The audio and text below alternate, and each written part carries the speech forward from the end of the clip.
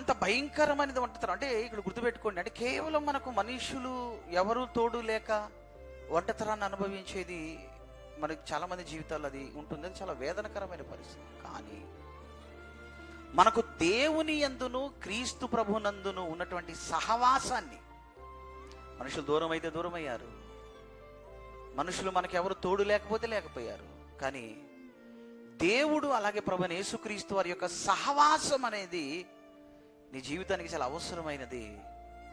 వారితో నువ్వు సహవాసం కలిగి ఉండటం అనేది చాలా గొప్ప విషయం. అంటే దైవికమైనటువంటి అవసరత, మనుషుల అవసరత అవసరమే. మనుషులు మనకు దూరం అయినప్పుడు మనం బాధపడుతుంటాం, ఒంటరితనాన్ని అనుభవిస్తున్నప్పుడు ముఖ్యంగా చాలా బాధను అనుభవిస్తుంటాం. అయితే అలాంటి వారికి ఇవ్వవలసిన సందేశం అంటే, నువ్వు డోంట్ వరీ, మనుషులు లేరు, నువ్వు ఒంటరిగా ఉన్నావు అనుకుంటున్నావేమో. దేవునితో నీ సహవాసం, ప్రభువైన యేసుక్రీస్తుతో నీ సహవాసం, నువ్వు ఒంటరి వాడవు, నువ్వు ఒంటరి దానవన్న భావన నీలో కలుగు చేయదు. భూమి ఆకాశములు సృజించిన దేవుడు నీతో ఉండగా, ఆ దేవునితో నీ ఉండగా నువ్వు ఎలా ఒంటరి వాడవు ప్రియ సోదరి.